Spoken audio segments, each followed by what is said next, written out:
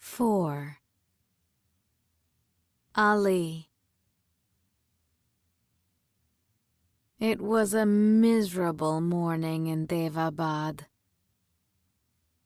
Though the adhan, the call to dawn prayer, rang out across the wet air, there was no sign of the sun in the misty sky.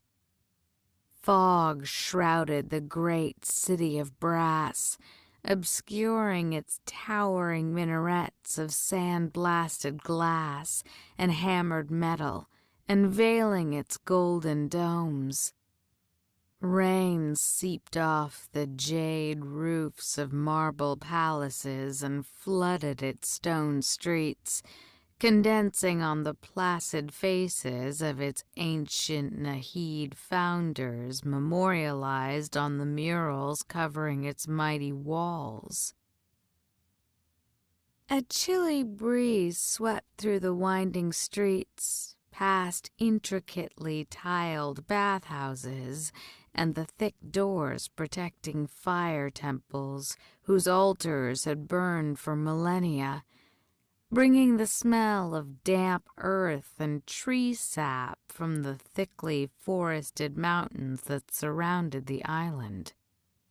It was the type of morning that sent most jinns scurrying indoors like cats fleeing rain, back to beds of smoky silk brocade and warm mates, burning away the hours until the sun re-emerged hot and proper to scald the city to life.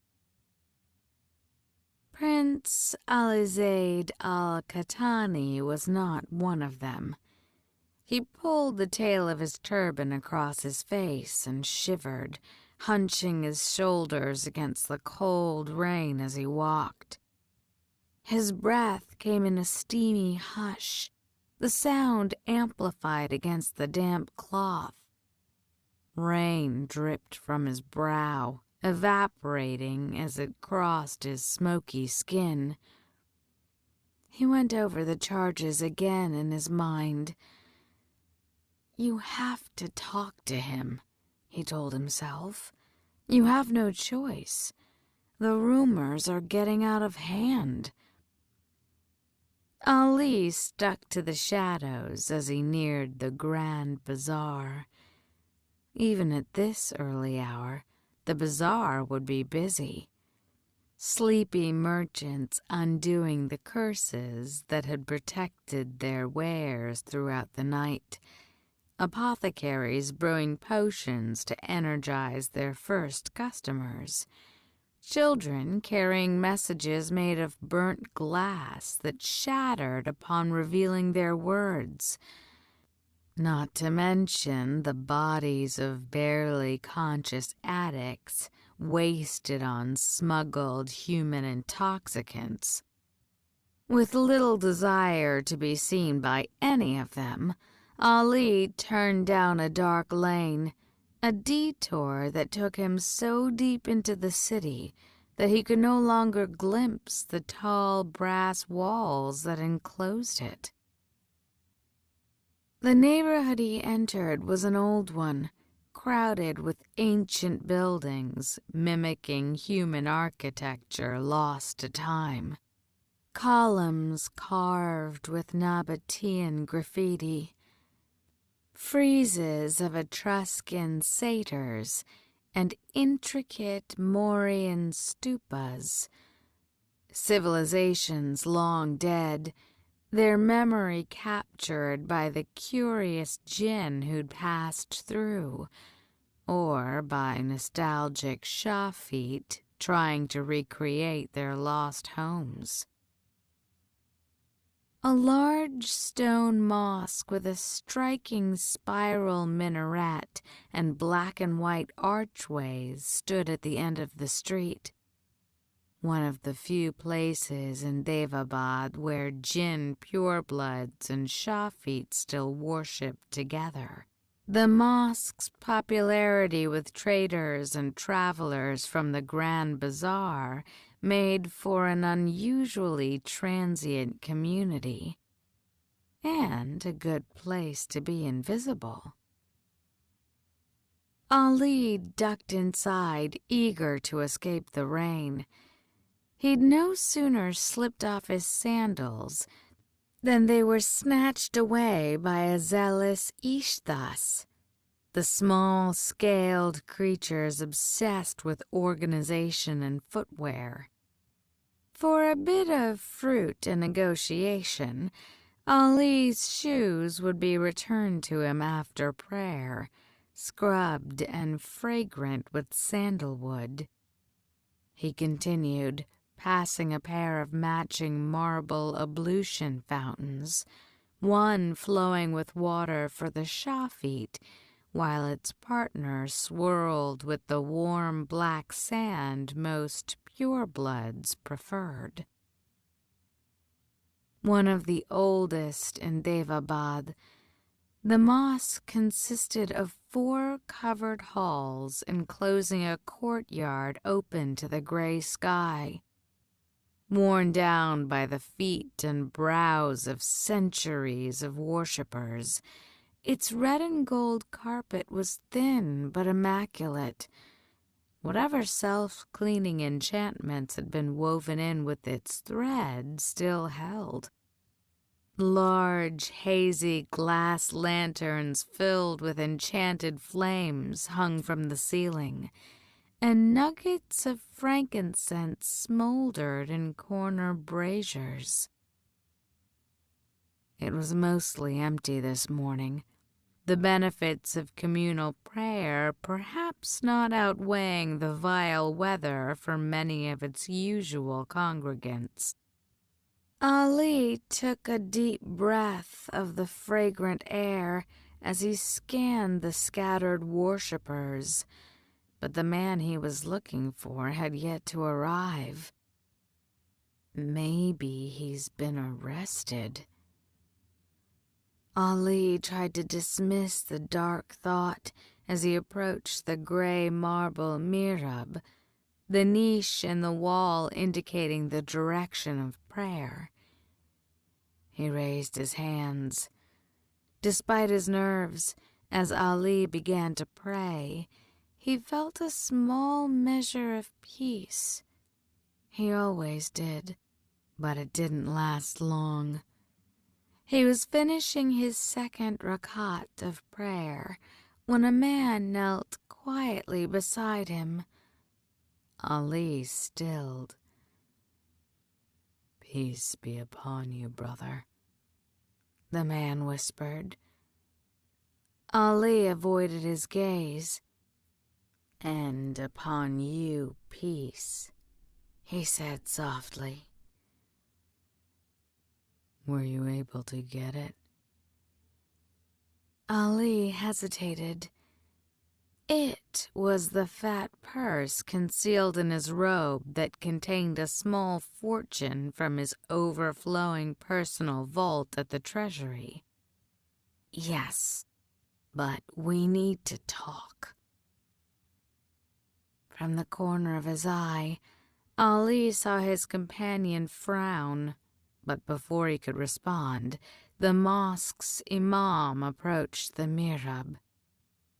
He gave the rain-damp group of men a weary look. "Straighten your lines," he admonished. Ali stood as the dozen or so sleepy worshippers shuffled into place. He tried to concentrate while the imam led them in prayer, but it was difficult. Rumors and accusations swirled in his mind, charges he felt ill-prepared to lay on the man whose shoulder brushed his. When prayer was over, Ali and his companion stayed seated, silently waiting as the rest of the worshippers filed out. The imam was last. He climbed to his feet, muttering under his breath. As he glanced at the 2 remaining men, he froze. Ali dropped his gaze, letting his turban shadow his face. But the Imam's attention was focused on his companion. "Sheikh Anas," he gasped.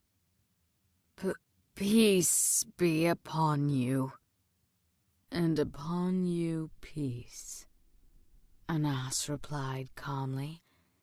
He touched his heart and gestured to Ali. "Would you mind giving the brother here and me a moment alone?" "Of course." The Imam rushed on. "Take all the time you need. I'll make sure no one disturbs you." He hurried out, pulling the inner door shut. Ali waited another moment before speaking, but they were alone. The only sound, the steady patter of rain in the courtyard. "Your reputation grows," he noted, a little unnerved by the Imam's deference. Anas shrugged and leaned back on his palms. "Or he's off to warn the royal guard." Ali startled. His sheikh smiled. Though Anas Bat was in his 50s, an age at which pure-blooded jinn were still considered young adults, Anas was Shafit, and gray dusted his black beard, lines creasing his eyes, though there must have been a drop or two of jinn blood in his veins. His ancestors couldn't have crossed into Daevabad without it. Anas could have passed for human and had no magical abilities. He was dressed in a white kurta, an embroidered cap, and had a thick Kashmiri shawl wrapped around his shoulders. "It was a jest, my prince," he added when Ali didn't return his smile. "But what's wrong, brother? You look as though you've seen an ifrit." "I take an ifrit over my father." Ali scanned the dark mosque, half expecting to see spies nestled in its shadows. "Sheikh, I'm starting to hear certain things about the Tanzim again." Anas sighed. "What is the palace claiming we did now?" "Tried to smuggle a cannon past the royal guard." "A cannon?" Anas gave him a skeptical look. "What would I do with a cannon, brother? I'm Shafit. I know the law. Possessing even an overly large kitchen knife would get me thrown in prison, and the Tanzim are a charitable organization. We deal in books and food, not weapons. Besides, how would you purebloods know what a cannon looks like anyway?" He scoffed. "When's the last time someone in the Citadel visited the human world?" He had a point there, but Ali pressed on. "There have been reports for months that the Tanzim is trying to buy weapons. People say your rallies have grown violent, that some of your supporters are even calling for the Devas to be killed." "Who spread such lies?" Anas demanded. "That Deva infidel your father calls the Grand Wazir?" "It's not just Kaveh," Ali argued. "We arrested a Shafit man just last week for stabbing 2 purebloods in the Grand Bazaar." "And I'm responsible?" Anas threw up his hands. Am I to be called to account for the actions of every Shah-feet man in Daevabad? You know how desperate our lives are here, Alizaid. Your people should be happy more of us haven't resorted to violence. Ali recoiled. Are you condoning such a thing? Of course not, Anas replied, sounding annoyed. Don't be absurd. But when our girls are snatched off the street to be used as bed slaves, when our men are blinded for looking at a pureblood the wrong way, is it not to be expected that some will fight back any way they can? He gave Ali an even stare. It's your father's fault things have gotten this bad. If the Shah-feet were afforded equal protection, we wouldn't be forced to take the law into our own hands. It was a low, albeit justified, blow. But Anas's angry denial wasn't doing much to assuage Ali's concerns. I was always clear with you, Sheikh. Money for books, food, medicine, anything like that. But if your people are taking up arms against my father's citizens, I can't be a part of that. I won't. Anas raised a dark brow. What are you saying? I want to see how you're spending my money. Surely you've kept some type of records. Records? His sheikh looked incredulous, and then offended. Is my word not enough? I run a school, an orphanage, a medical clinic. I have widows to house and students to teach. 1,000 responsibilities, and now you want me to waste time on what exactly? An audit from my teenage patron who fancies himself an accountant? Ali's cheeks burned, but he wasn't backing down. Yes. He pulled the purse from his robe. The coins and jewels inside jingled together when they hit the ground.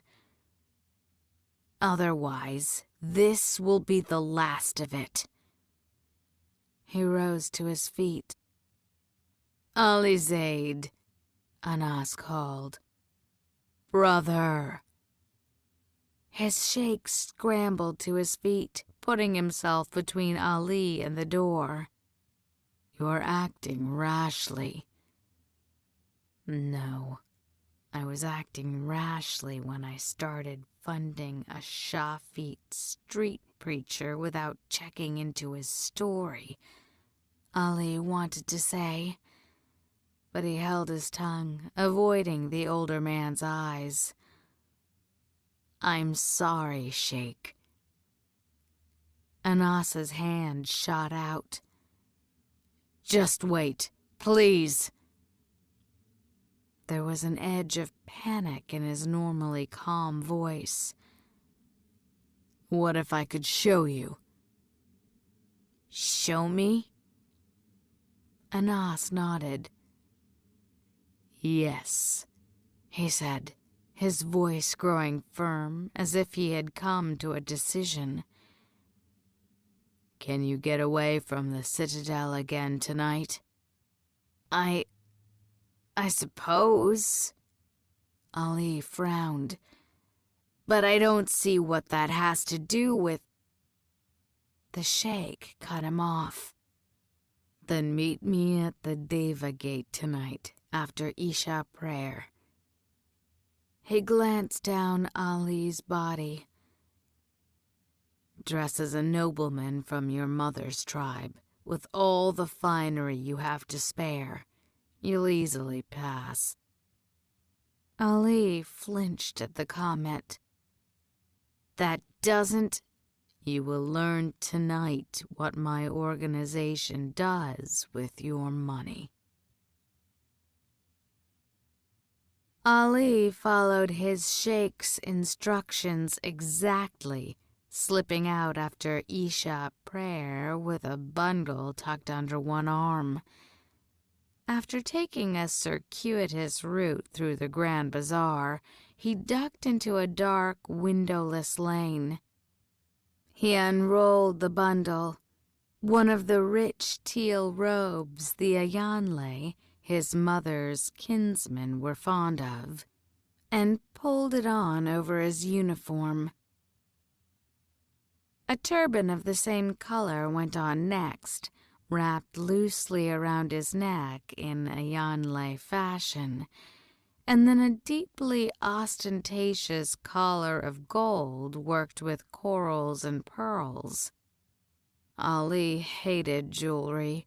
Truly a more useless waste of resources had never been devised. But he knew that no Ayanle nobleman worth his salt would dare go out unadorned. Though his vault brimmed with treasure from his mother's wealthy homeland of Tanitri, the collar had already been on hand. Some family heirloom his sister Zainab had insisted he wear to an Ayanle wedding he'd been forced to attend a few months ago. Finally, he pulled a tiny glass vial from his pocket, a potion that looked like swirled cream churned inside, a cosmetic enchantment that would turn his eyes the bright gold of an Ayanle man for a few hours. Ali hesitated. He didn't want to change the color of his eyes, not for a moment. There weren't many people in Daevabad like Ali and his sister, pure-blooded jinn nobles of mixed tribal heritage. Separated into 6 tribes by the human prophet king Suleiman himself, most jinn preferred the company of their kinsmen. Indeed, Suleiman had supposedly divided them with the express purpose of causing as much dissent as possible. The more time jinn spent fighting each other, the less they spent harassing humans. But Ali's parents' marriage had been equally purposeful. A political match meant to strengthen the alliance between the Gaziri and the Ayanle tribes. It was a strange, often strained alliance. The Ayanle were a wealthy people who prized scholarship and trade, rarely leaving the fine coral palaces and sophisticated salons of Tanitri, their homeland on the East African coast. In contrast, Gazira, with its heart in the most desolate deserts of southern Arabia, must have seemed a wasteland, its forbidding sands filled with wandering poets and illiterate warriors. And yet Gazira owned Ali's heart completely. He'd always preferred the Gaziri, an allegiance his appearance thoroughly mocked. Ali resembled his mother's people so strikingly that it would have provoked gossip had his father not been king. He shared their lanky height and black skin, his stern mouth and sharp cheeks near replicas of his mother's. All he'd inherited from his father was his dark steel eyes, and tonight he'd have to give even those up.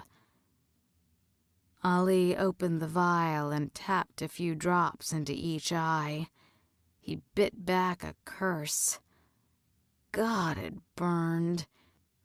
He'd been warned that it would, but the pain took him aback. He made his bleary-eyed way to the Maidan, the central plaza at Daevabad's heart. It was empty at this late hour. The neglected fountain in its center cast wild shadows on the ground. The Maidan was enclosed by a copper wall gone green with age, the wall in turn broken up by 7 equally spaced gates. Each gate led to a different tribal district, with the 7th opening into the Grand Bazaar and its overcrowded Shafit neighborhoods. The Maidan's gates were always a sight to behold. There was the Sahrain gate, black and white tiled pillars wrapped in grapevines heavy with purple fruit. Beside it was that of the Ayanle, 2 narrow, studded pyramids crowned with a scroll and a salt tablet. The Gaziri gate was next, nothing but a perfectly cut stone archway, his father's people preferring function over form as always. It looked even plainer beside the richly decorated Agnivanshi gate, with its rose-colored sandstones sculpted into dozens of dancing figures, their delicate hands holding flickering oil lamps so small that they resembled stars. Next to that was the Tukharistani gate, a screen of polished jade reflecting the night sky, carved in an impossibly intricate pattern. And yet, impressive as they all were, the final gate, the gate that would catch the first rays of sunlight each morning, the gate of Daevabad's original people, outshone them all. The Deva Gate.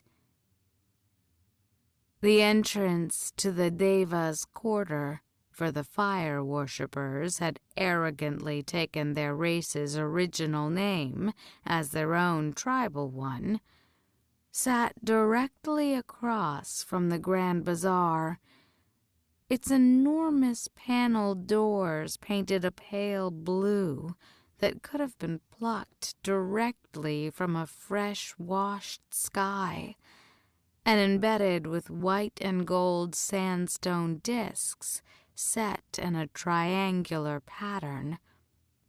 The doors were held open by 2 massive brass shedu, the statues all that were left of the mythical winged lions the ancient Nahids were said to have ridden into battle against the Ifrit.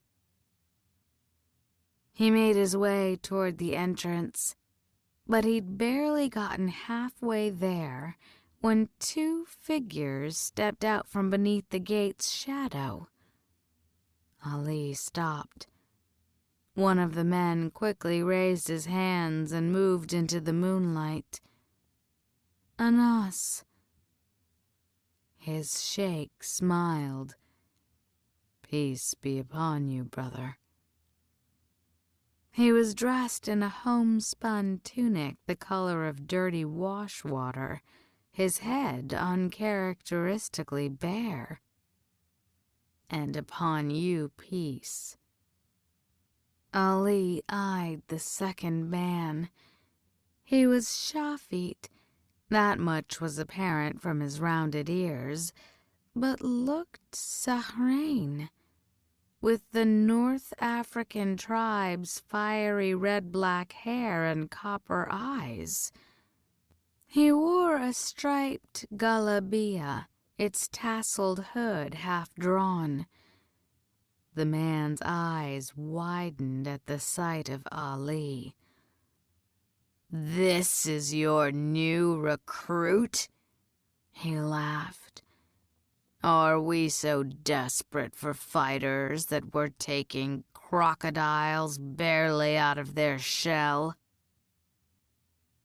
Outraged by the slur against his Ayanle blood, Ali opened his mouth to protest, but Anas cut in. "Watch your tongue, Brother Hanno," he warned. "We are all jinn here." Hanno didn't look bothered by the admonishment. "Does he have a name?" "Not one that concerns you," Anas said firmly. "He's here merely to observe." He nodded at Hanno. "So go on. I know you like to show off." The other man chuckled. "Fair enough." He clapped his hands, and a swirl of smoke shrouded his body. When it dissipated, his dirty galabia had been replaced by an iridescent shawl, a mustard-colored turban decorated with pheasant feathers, and a bright green dhoti, the waistcloth typically worn by Agnivanshi men. As Ali watched, his ears lengthened and his skin brightened to a dark, luminous brown. Black braids crawled out from under his turban, stretching to sweep the hilt of the Hindustani talwar, now sheathed at his waist. He blinked, his copper eyes turning the tin color of an Agnivanshi pureblood. A steel relic band clanged into place around his wrist. Ali's mouth fell open. "You're a shapeshifter?" he gasped, hardly believing the sight before him.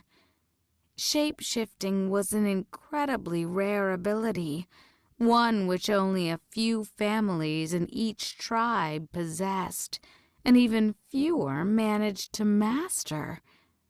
Talented shape-shifters were worth their weight in gold.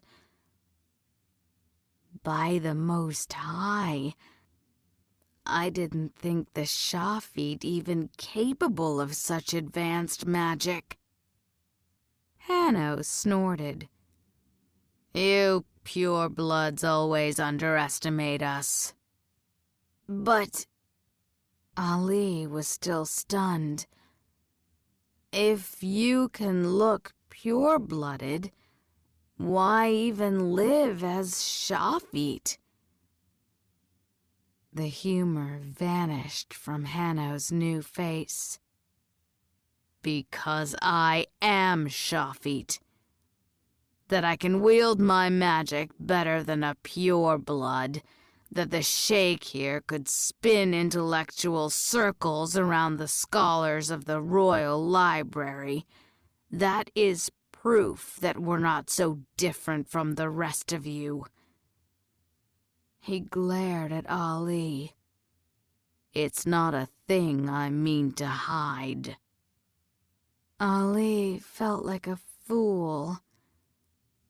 "I'm sorry. I didn't mean—" "It's fine," Anas interrupted. He took Ali's arm. "Let's go." Ali drew to a halt when he realized where the sheikh was leading him. "Wait, you don't mean to actually go in the Deva quarter, do you?" He assumed the gate had only been a meeting place. "Afraid of a few fire worshippers?" Hanno teased. He tapped the hilt of his talwar. "Don't worry, boy. I won't let any Afshin ghost gobble you up." "I'm not afraid of the Devas," Ali snapped. He'd had just about enough of this man. but I know the law. They don't allow foreigners in their quarter after sunset." "Well, then I guess we'll just have to be discreet." They passed under the snarling Shedu statues and into the Deva quarter.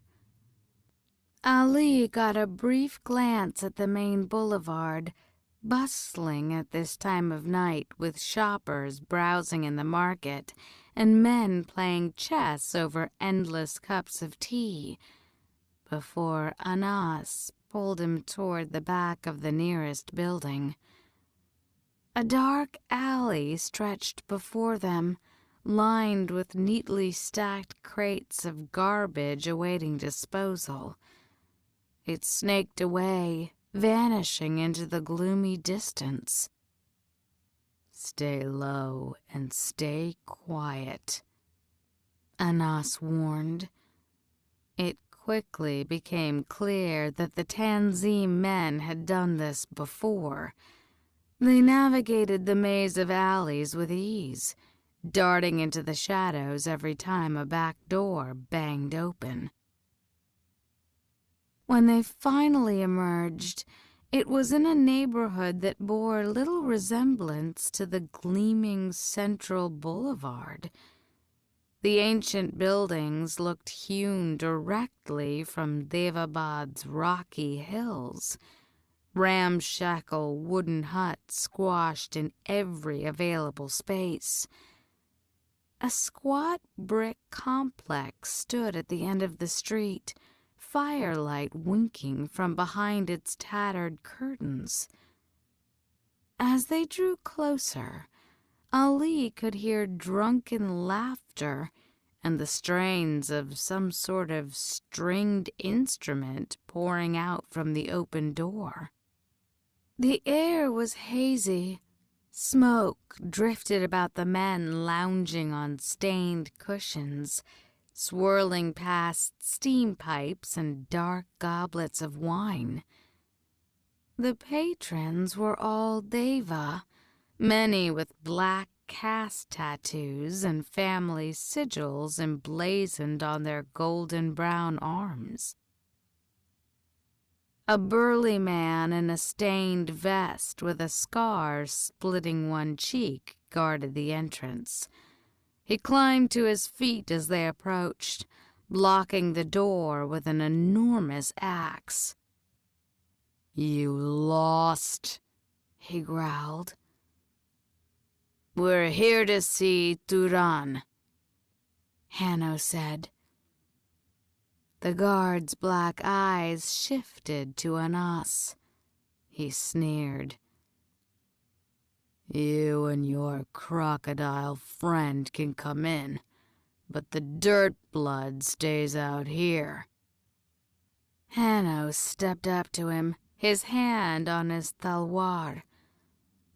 "For what I'm paying your boss, my servant stays with me." He jerked his head at the axe. "Mind?" The other man didn't look happy, but he stepped away and Hanno entered the tavern, Anas and Ali following. Besides a few hostile glances, mostly aimed at Anas, the patrons ignored them. It looked like the type of place people came to be forgotten, but Ali struggled not to stare. He'd never been to a tavern. He'd never even spent much time around the fire worshippers. Few Devas were permitted to serve in the royal guard, and of those who did, Ali suspected none were interested in befriending the youngest Katani. He dodged out of the way as a drunk man fell from his ottoman with a smoky snort. The sound of feminine laughter caught his attention, and Ali glanced over to find a trio of Deva women conversing in rapid-fire devasti over a mirrored table covered in brass game pieces, half-empty goblets, and glittering coins. Though their conversation was gibberish, Ali had never bothered to learn devasti. Each woman was more stunning than the last, their black eyes sparkling as they laughed.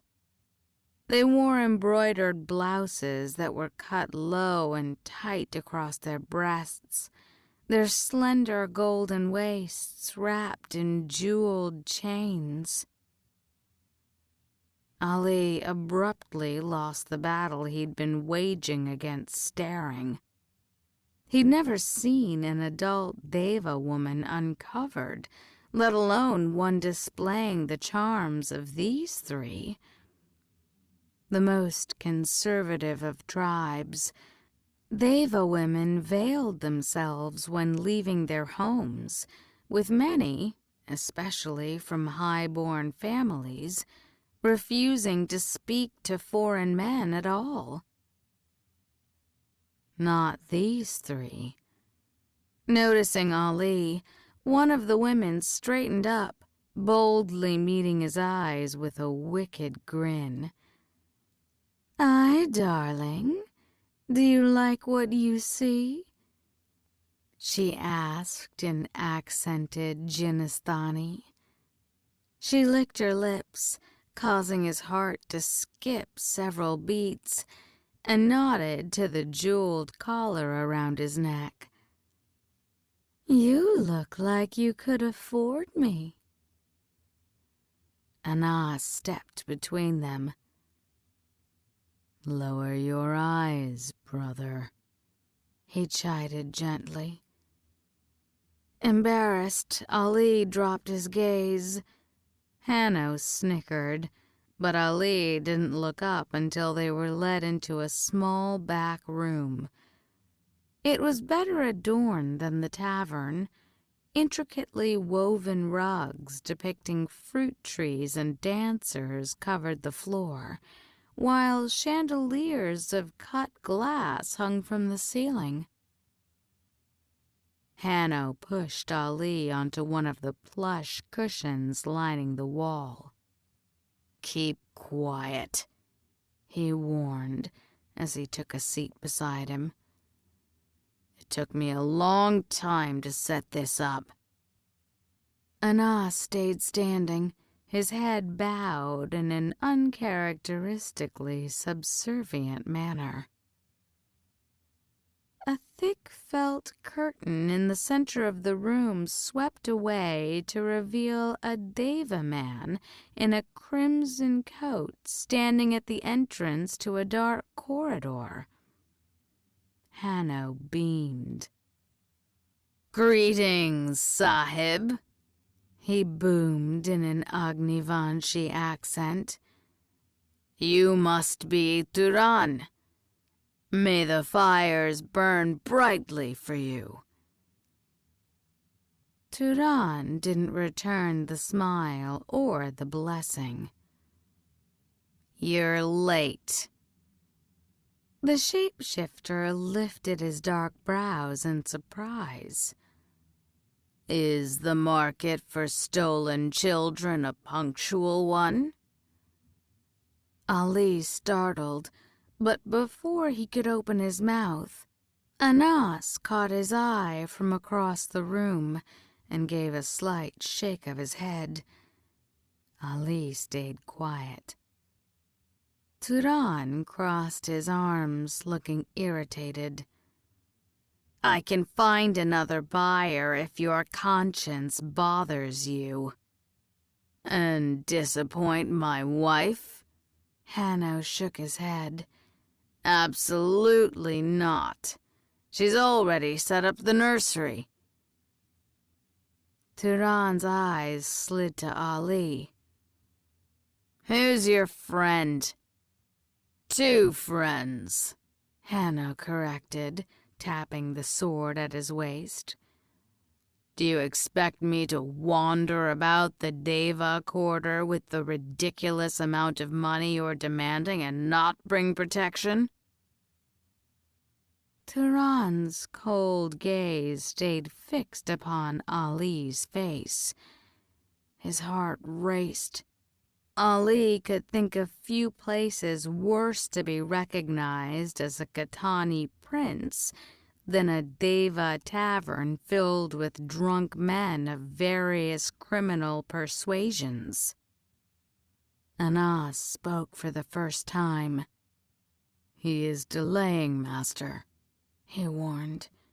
"He probably already sold the boy." "Shut your mouth, Shafit," Turan snapped. "No one gave you permission to speak." "Enough," Hanno cut in. "But come, man, do you have the boy or not? All this complaining about my tardiness, and now you're wasting time leering at my companion." Turan's eyes flashed, but he disappeared behind the felt curtain. Hanno rolled his eyes. "And the Devas wonder why nobody likes them." There was an angry burst of devasti from behind the curtain, and then a dirty little girl carrying a large copper tray was pushed into the room. She looked as human as Anas. Her skin was dull, and she was dressed in a linen shift wholly inadequate for the night's chill.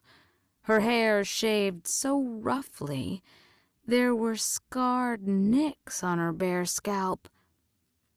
Keeping her gaze down, she approached on bare feet, mutely offering the tray upon which sat 2 steaming cups of apricot liquor.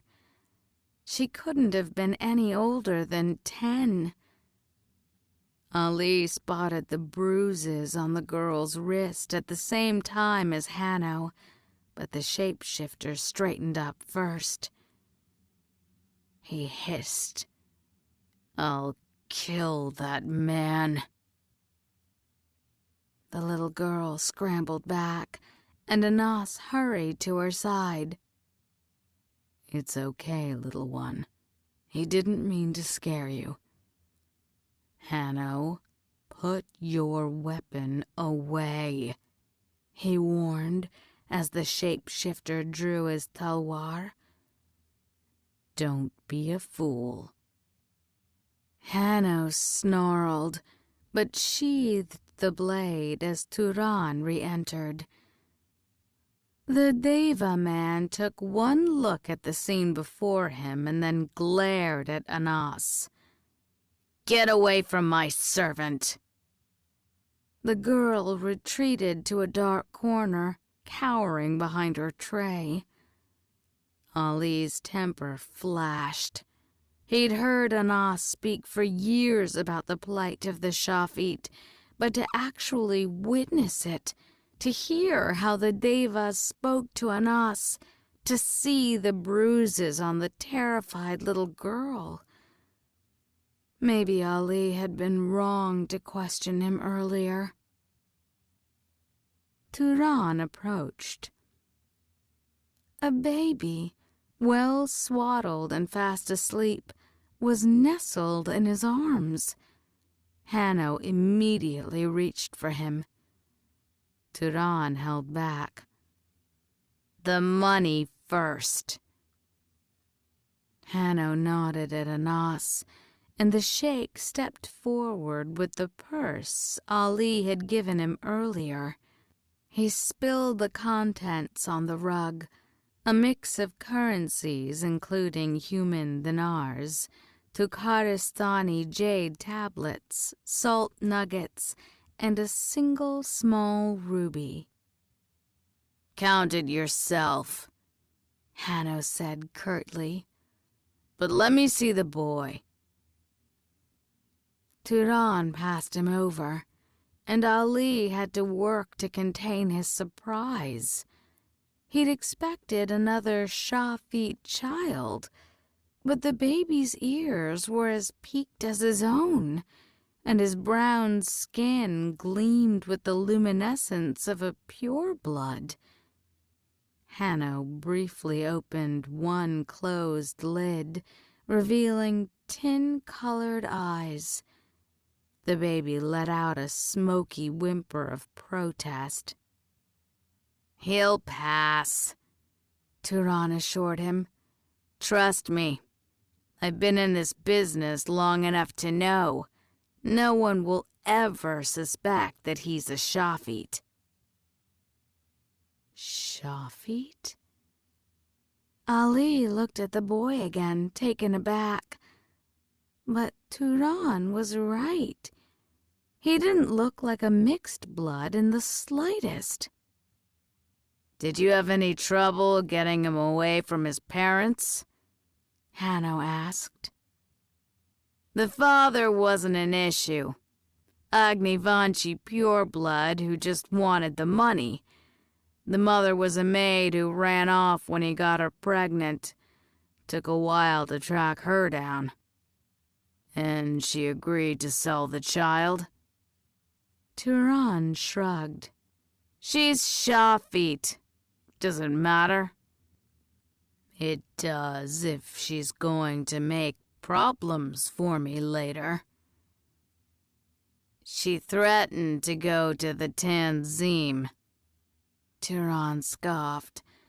"But those dirt-blooded radicals are nothing to worry about, and the Shafit breed like rabbits. She'll have another baby to distract her in a year." Hanno smiled, but the expression didn't meet his eyes. "Maybe another business opportunity for you." He glanced at Ali. "And what do you think?" he asked, his voice intent. He turned the sleeping baby around to face him. "Could he pass as my own?" Ali frowned, a little confused by the question. He glanced between the baby and Hanno, but of course Hanno didn't look like himself. He'd shape-shifted. He'd shape-shifted into a very particular Agnivanchi visage, and it suddenly became terribly clear why. Yes," he choked out, swallowing back the lump in his throat and trying to conceal the horror in his voice. It was the truth, after all. "Easily." Hanno didn't seem as pleased. "Perhaps. But he's older than promised.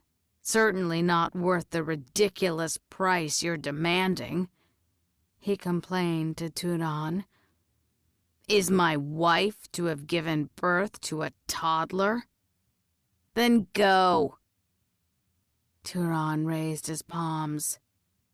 "I'll have another buyer in a week, and you'll return to a wife waiting beside an empty crib. Spend another half-century trying to conceive. It's all the same to me."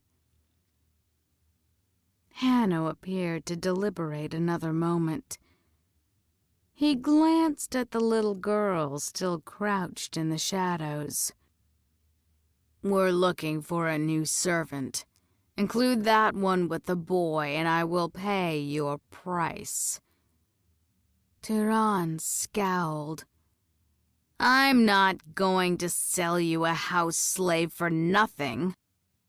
"I'll buy her," Ali cut in. Hanno's eyes flashed, but Ali didn't care. He wanted to be done with this Deva demon, to get these innocent souls away from this hellish place where their lives were weighed solely upon their appearance. He fumbled for the clasp on his golden collar, and it landed heavily in his lap.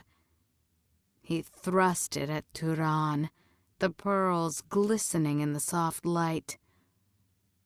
Is this enough? Turan didn't touch it. There was no greed, no anticipation in his black eyes. Instead, he glanced at the collar and then looked at Ali. He cleared his throat. What did you say your name was? Ali suspected he'd just made a terrible mistake. But before he could stammer a response, the door leading to the tavern swung open and one of the wine-bearers hurried in. He bent to whisper in Turan's ear. The slaver's frown deepened. Problem? Hanno prompted. A man whose desire to drink outweighs his ability to pay. Turan rose to his feet, his mouth pressed in an irritated line. If you will excuse me a moment. He headed for the tavern, the wine-bearer at his heels. They shut the door behind him. Hanno whirled on Ali. You idiot! Didn't I tell you to keep your mouth shut? He gestured at the collar. That thing could buy a dozen girls like her. I'm sorry, Ali rushed. I was just trying to help. Forget that for now. Anas pointed to the baby. Does he have the mark? Hanno shot Ali another aggrieved look, but then gently coaxed one of the baby's arms out of his swaddling and turned his wrist to the light. A small blue birthmark, like a dashed pen stroke, marred the soft skin. Yes. Same story as the mother's as well. It's him. He pointed to the little girl still cowering in the corner. But she's not staying here with that monster. Anas eyed the shapeshifter. I didn't say she was. Ali was thunderstruck by what he'd just witnessed. The boy. Is this common? Anas sighed, his face somber. Quite. The Shafit have always been more fertile than purebloods, a blessing and a curse from our human ancestors. He gestured to the small fortune glittering on the rug. It's a lucrative business, one that's gone on for centuries. There are probably thousands in Daevabad like this boy, raised as purebloods with no idea of their true heritage. But they're Shafit parents. Can't they petition the king? Petition the king? Hanno repeated, his voice thick with scorn. By the Most High, is this the first time you've left your family's mansion, boy? Shafid can't petition the king. They come to us. We're the only ones who can help. Ali dropped his gaze. I had no idea. Then perhaps you will think on this night should you decide to question me again about the Tanzim. Anas cut in, his voice colder than Ali had ever heard it. We do what's necessary to protect our people. Hanno suddenly frowned. He stared at the money on the floor, shifting the sleeping baby still nestled in his arms. Something's not right. He stood. "Turan shouldn't have left us here with the money and the boy." He reached for the door leading to the tavern and then jumped back with a yelp, the sizzle of burned flesh scenting the air. "The bastard cursed us in!" Awakened by Hanno's shout, the baby started to cry. Ali shot to his feet. He joined them at the door, praying Hanno was wrong. He let his fingertips hover just over the wooden surface. But Hanno was right. It simmered with magic. Fortunately, Ali was Citadel trained, and the Devas were troublemakers enough that breaking through the enchantments they used to guard their homes and businesses was a skill taught to the youngest cadets. He closed his eyes, murmuring the first incantation that came to mind. The door swung open. The tavern was empty. It had been abandoned in a hurry. Goblets were still full. Smoke curled around forgotten pipes, and scattered game pieces glittered on the table where the Deva women had been playing. Even so, Turan had been careful to douse the lamps, throwing the tavern into darkness. The only illumination came from the moonlight piercing the tattered curtains. Behind him, Hanno swore, and Anas whispered a prayer of protection. Ali reached for his hidden Zulfikar, the forked copper scimitar he always carried, and then stopped. The famed Gaziri weapon in the hands of a young Ayanle-looking man would give him away at once. Instead, he crept through the tavern.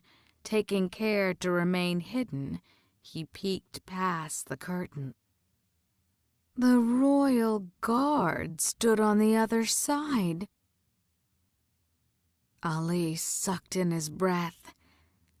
A dozen soldiers, nearly all of whom he recognized, were quietly lining up in formation across the street from the tavern, their coppery zulfikars and spears gleaming in the moonlight.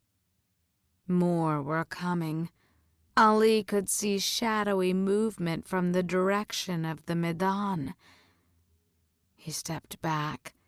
Dread thicker than anything he'd ever felt ensnared him, like vines tightening around his chest. He returned to the others. "We need to leave." He was surprised at the calm in his voice. It certainly didn't match the panic rising inside him. "There are soldiers outside." Anas paled. "Can we make it to the safe house?" he asked Hanno. The shapeshifter bounced the squalling baby. "We'll have to try, but it won't be easy with this one carrying on." Ali thought fast, glancing around the room. He spotted the copper tray, abandoned by the Shafit girl now clutching Anas's hand. He crossed the room, snatching up one of the cups of apricot liquor. Would this work? Anas looked aghast. "Have you lost your mind?" But Hanno nodded. "It might." He held the baby while Ali clumsily attempted to pour the liquor into his wailing mouth. He could feel the weight of the shapeshifter's gaze. "What you did to the door!" Hanno's voice brimmed with accusation. "You're royal guard, aren't you? One of those kids they lock up in the citadel until their first quarter century. Ali hesitated. I'm more than that. I'm here with you now, aren't I? I suppose you are. Hanno swaddled the boy with practiced ease. The baby finally fell silent, and Hanno drew his talwar, the gleaming steel blade the length of Ali's arm. We'll need to look for an exit out the back. He jerked his head at the red curtain. You'll understand if I insist you go first. Ali nodded, his mouth dry. What choice did he have? He pushed the curtain aside and stepped into the dark corridor. A maze of storerooms greeted him. Barrels of wine were stacked to the ceiling, and towering crates of hairy onions and overripe fruit scented the air. Broken tables, half-constructed walls, and shrouded pieces of furniture were haphazardly scattered everywhere. Ali saw no exits, only spots to hide. A perfect place to be ambushed. He blinked. His eyes had stopped burning. The potion must have worn off. Not that it mattered. Ali had grown up with the men outside. They would recognize him either way. There was a small tug on his robe. The little girl raised a trembling hand and pointed to a black doorway at the end of the corridor. That goes to the alley, she whispered, her dark eyes wide as saucers. Ali smiled down at her. Thank you, he whispered back. They headed down the corridor toward the last storeroom. In the distance, he spotted a line of moonlight near the floor. A door. Unfortunately, that was all he saw. The storeroom was blacker than pitch, and judging from the distance to the door, enormous. Ali slipped inside, his heart pounding so loudly he could hear it in his ears. It wasn't all he heard.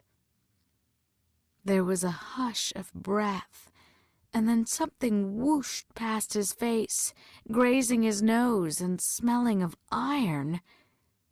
Ali whirled around as the little girl screamed, but he couldn't see anything in the black room, his eyes not yet adjusted to the darkness. Anas cried out, "Let her go!" To hell with discretion. Ali drew his Zulfikar. The hilt warmed in his hand. "Brighten," he commanded. It burst into flames. Fire licked up the copper scimitar, scorching its forked tip and throwing wild light across the room. Ali spotted two devas, Turan and the guard from the tavern, his massive axe in hand. Turan was trying to pull the screaming girl from Anas's arms, but he turned at the sight of the fiery Zulfikar, his black eyes filled with fear. The guard wasn't as impressed. He lunged at Ali. Ali brought the Zulfikar up in the nick of time, sparks flying from where the blade hit the axe. The axe head must have been iron. the metal one of the few substances that could weaken magic. Ali pushed hard, shoving the man off. The Deva came at him again. Ali ducked the next blow, the entire situation surreal. He'd spent half of his life sparring. The motion of his blade, his feet, it was all familiar. Too familiar.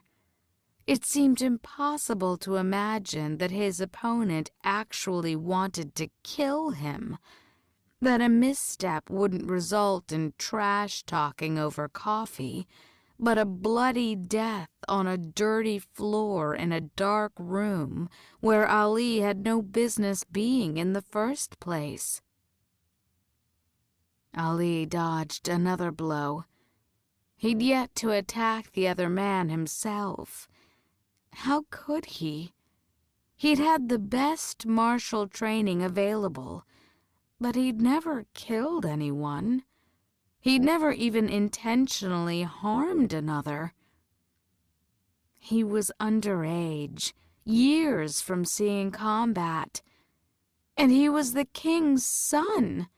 He couldn't murder one of his father's citizens, a Deva of all people. He'd start a war. The guard raised his weapon again, and then he went white. The axe stayed frozen in midair. "Suleiman's eye," he gasped. You're Ali." A steel blade burst through his throat.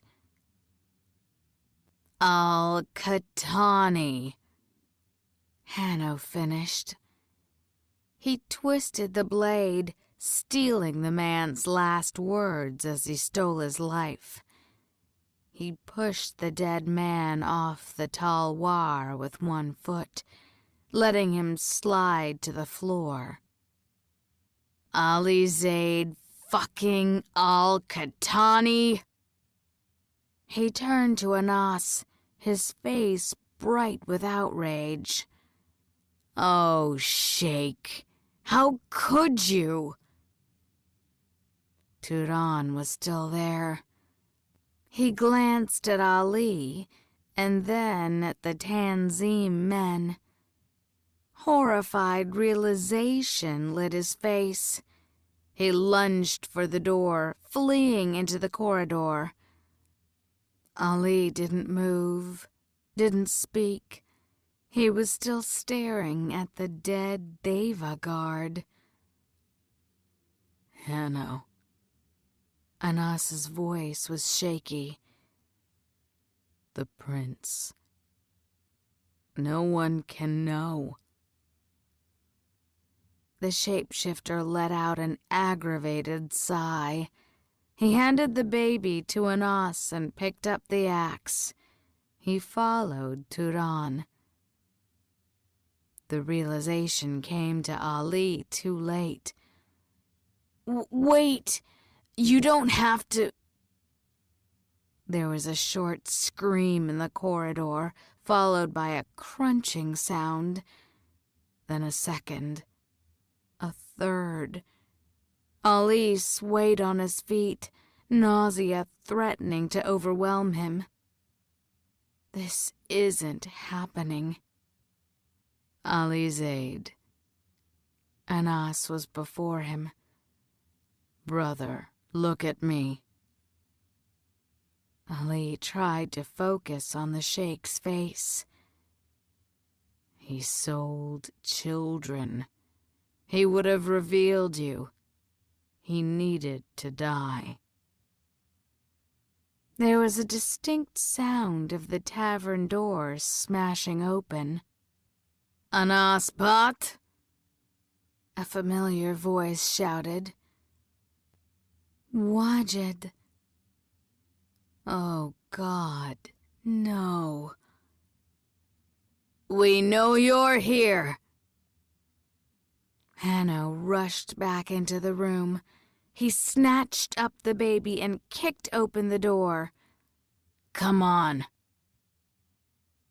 The thought of Wajed, Ali's beloved Qaid, the sly-eyed general who'd all but raised him, finding Ali standing over the bodies of 2 murdered purebloods, snapped him to attention.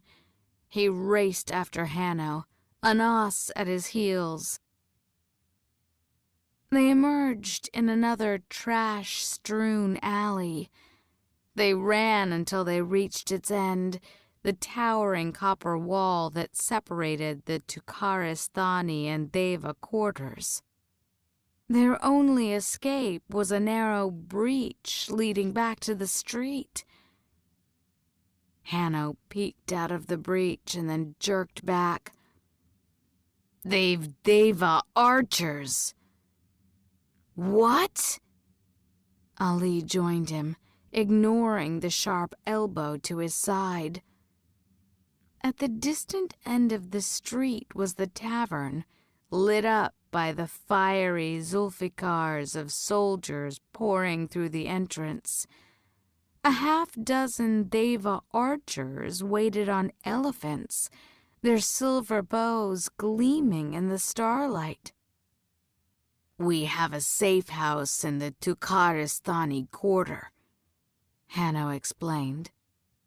"There's a spot we can get over the wall, but we need to cross the street first." Ali's heart sank. "We'll never make it." The soldiers might have been focused on the tavern, but there was no way one of them wouldn't notice 3 men, a girl child, and a baby dashing across the street. The fire worshippers were devilishly good archers. The Devas as devoted to their bows as the Gaziris were to their zulfikars, and it was a wide street. He turned to Anas. "We'll have to find another way." Anas nodded. He glanced at the baby in Hanno's arms, and then at the little girl clutching his hand. "All right," he said softly. He knelt to face the girl, untangling her fingers from his own.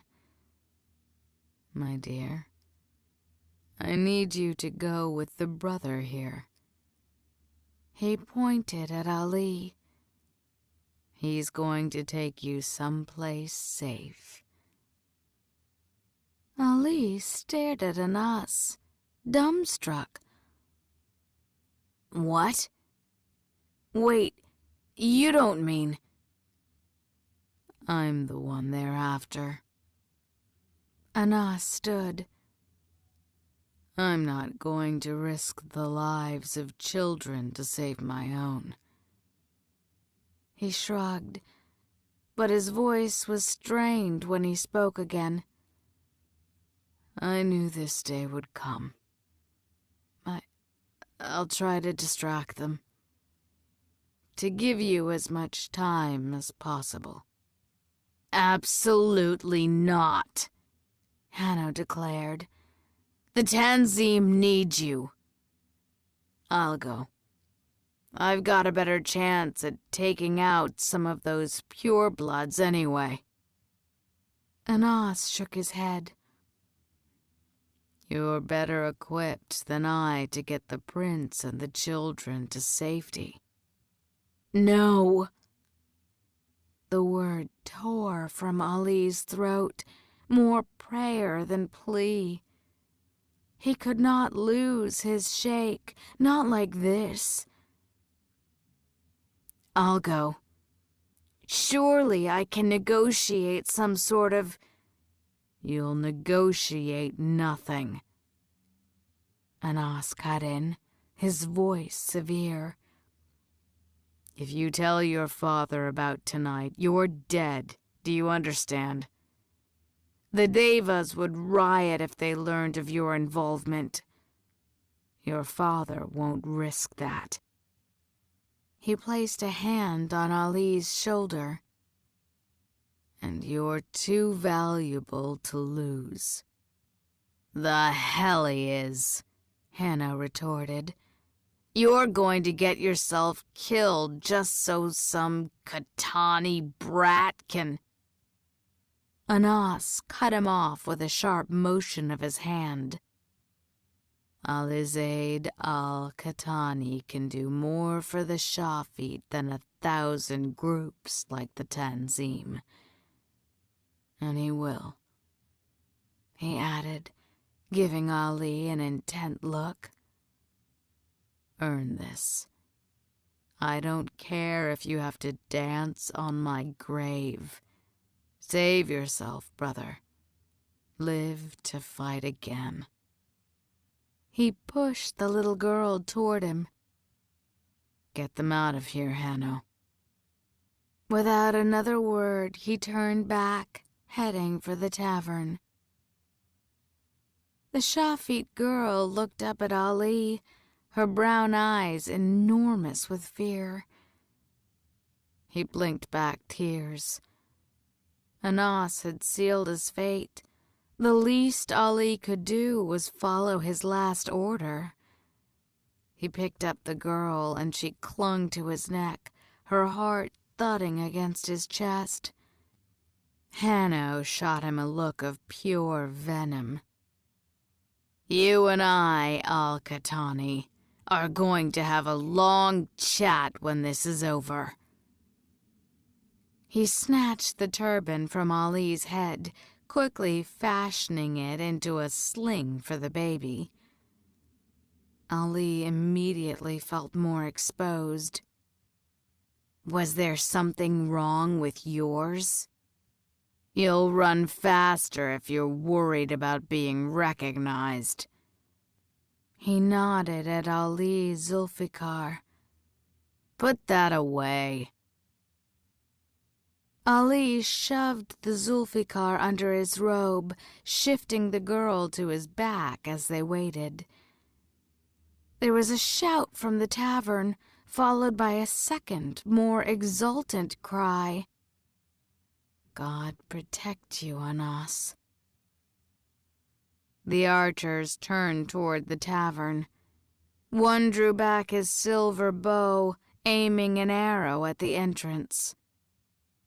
"Go!" Hanno said, and shot out, Ali at his heels. Ali didn't look at the soldiers, his world reduced to sprinting across the cracked paving stones as fast as his legs would take him. One of the archers shouted a warning. Ali was halfway across when the first arrow whizzed over his head. It burst into fiery fragments, and the little girl screamed. The second tore through his robe, grazing his calf. He kept running. They were across. Ali threw himself behind a stone balustrade, but his refuge was short-lived. Hanno lunged for an intricate wooden trellis attached to the building. It was covered with sprawling roses in a rainbow of colors, stretching 3 stories to reach the distant roof. "Climb!" Climb? Ali's eyes went wide as he stared at the delicate trellis. The thing barely looked strong enough to hold its flowers, let alone the weight of 2 grown men. An arrow doused in blazing pitch hit the ground near his feet.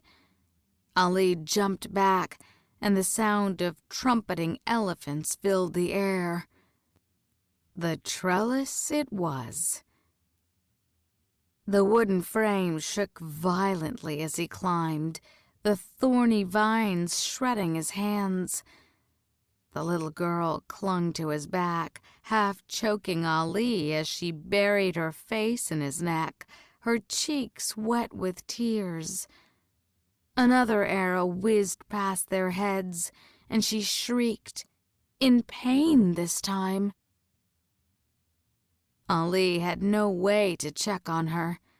He kept climbing, trying to stay as flat as possible against the building. "Please, God, please," he begged. He was far too terrified to come up with a more coherent prayer.